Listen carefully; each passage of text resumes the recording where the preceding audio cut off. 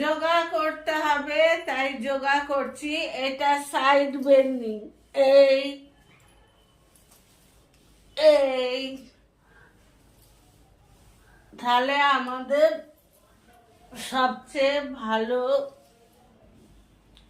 কাজ হবে side bending করলে।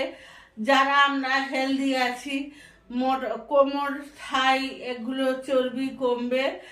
আর আমরা সব সময় চর্বিটা যেহেতু কাটাতে হবে, তাই আমরা সব সময় সাইড বেন্ডিং করব।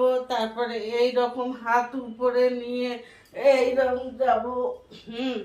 এই দশটা দশটা দশটা করে আমরা সব সময় করব।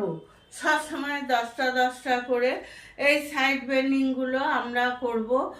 আর আমাদের হাতের জন্য তো সব সময় হাতের ঘাড়ের ব্যথা, এইগুলো আমরা সব সময় এক্সারসাইজ করব।